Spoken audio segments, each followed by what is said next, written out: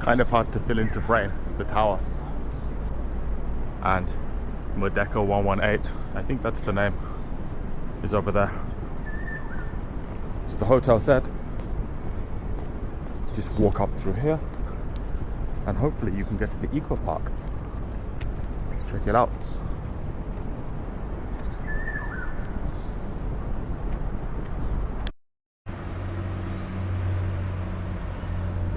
Apparently to go up to the tower, it's quite expensive.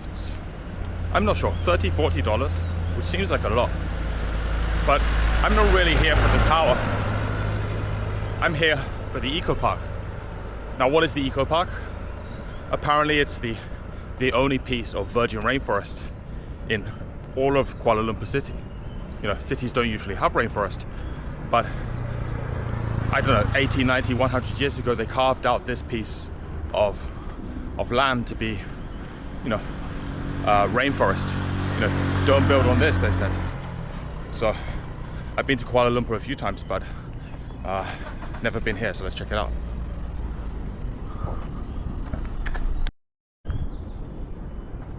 I would be surprised, I'll be very surprised if there are monkeys here.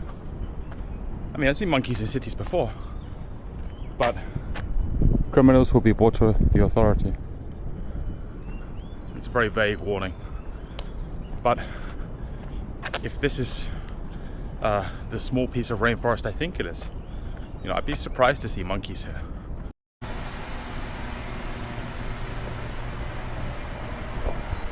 I'm never going to remember the name.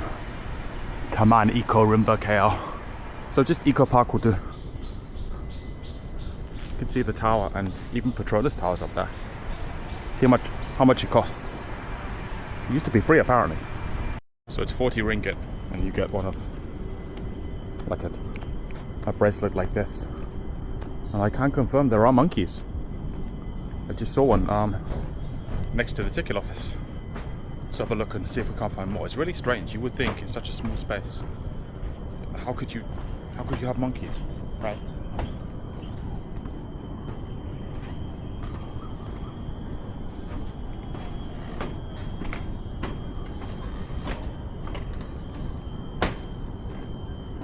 I was hoping for a quiet time, and there don't seem to be many people here. But there is a guy with a leaf blower. I guess he's got a job to do, but let's try and stay away from the guy with the leaf blower. You might hear him.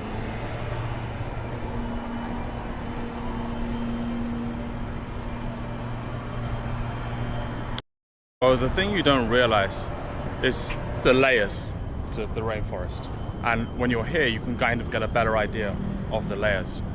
So, came from that tower, and we were on this platform, and you look down there, and you think, okay, that's the bottom of the rainforest. And then you walk over here, and you realize that that layer just there, it's just one of many layers, and actually, if you're afraid of heights, is a big drop. And the trees come all the way up. I think some of these trees are 25, 30 meters high.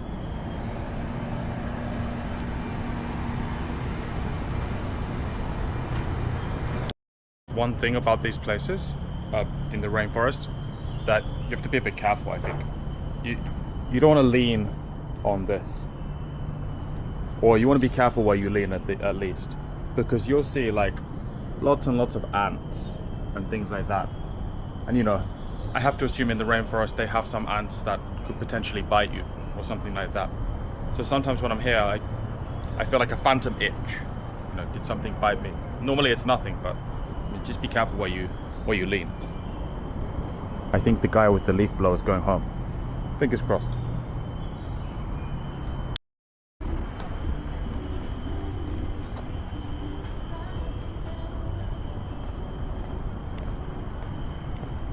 Now I've come down to the bottom of the canopy. We were just walking up here. I'm still looking for those monkeys though. I could swear I saw a monkey on the way in near the ticket booth, but I'm not seeing any more. They must be here somewhere. I'm not leaving till I see monkeys. It's quite odd. You can hear the sounds of the rainforest when there's no leaf blower glide, but you can also hear the sounds of the city. I think somewhere over there's a school, and you can hear, I guess maybe it's recess or break time, because I think I can hear some kids playing. You can kind of hear the noises of the city mixed in with the sounds of the rainforest. It's quite strange. Just as I was, planning to leave, see? And I was like, such a shame I didn't see any monkeys. I see where they are now. Actually, maybe the park's not finished. It says next trails. But now I see where the monkeys were hiding.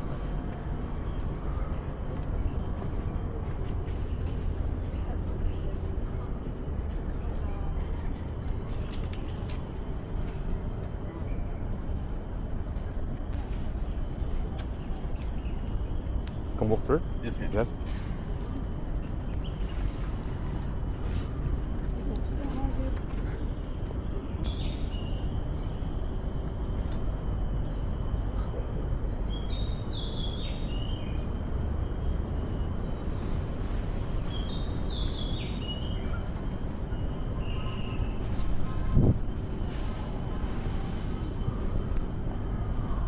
These monkeys are a bit different from some of the other types I've seen. I'm not sure what kind of monkey they are, but they're not the ones that I've seen in Malacca, and they're not like the monkeys you see in Indonesia. It's like another type of monkey. But I'm happy because the trail is not finished. There's another part of the trail that has yet to be explored. So let's take a look.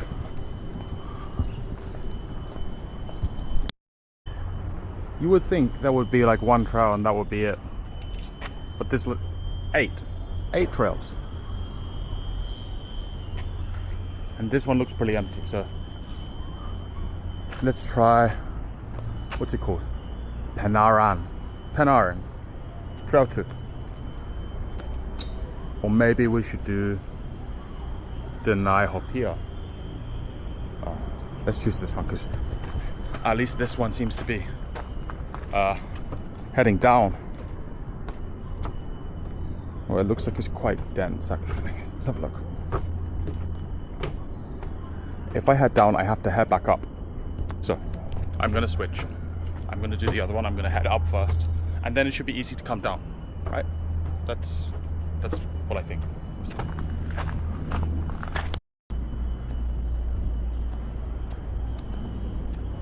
It does feel like you're in quite dense rainforest, but just up there, I'm pretty sure is a car park. So you're not that far from civilization. So these are all the different routes you can take. You could go on the Penaran. I'm pretty sure that was the route that I just turned back on earlier. You could go down here, which looks quite steep. We can go on the Denai Merawan trail. I think we'll take that one because this one looks a bit more like rainforest. There's no steps here. I would consider coming back tomorrow because this is just opposite my hotel. It's just across the road. And I guess if I have the bracelet, maybe I could come in 2 days in a row. I don't know. But initially I was a bit reluctant because I heard this place was free before. And now it costs 40 ringgit, which is, I'm not sure how much 40 ringgit is in dollars. I'll put it up on the screen. But I thought, why should I pay for something that was free before? And the price is not the cheapest, but I think it's worth the money. And maybe before, when this place was free, you wouldn't get this to yourself like this. Maybe you'd have tour groups or something like that. For me, this is more interesting than KL Tower, because I think there's other places you can see the city from. It doesn't have to be that tower. I'm now starting to remember why people don't wear shorts in the in the rainforest, because there's a lot of living things here. So maybe I'm not dressed in the most suitable way. If you come here, something to consider.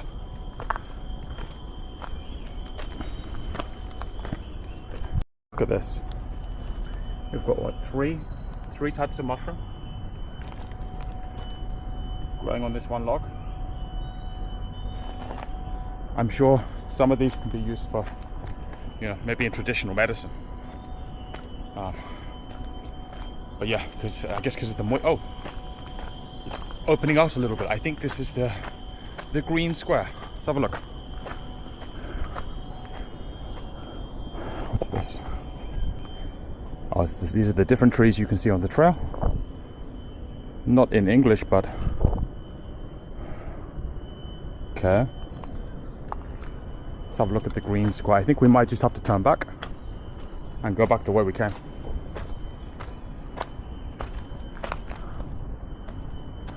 Oh no.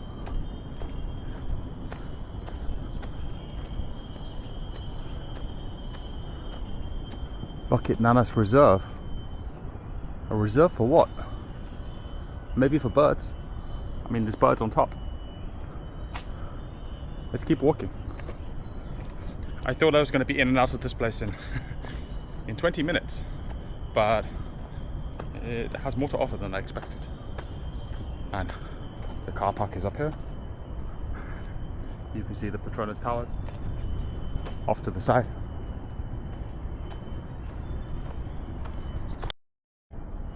It's a nice idea that they have this seating and areas for picnic. But who is really coming here to have a picnic? There's no, real winter, so it's never really going to be cool. And there's never not going to be insects. So why would you put these benches here? It's really strange.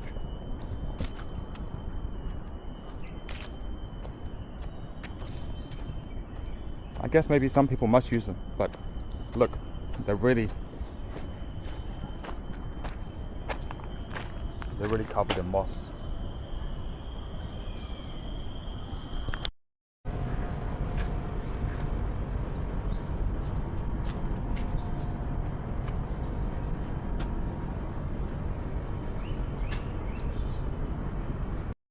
This was surprising, and I think it took me 45 minutes or an hour, and I could have gone for longer, because there's still more to see.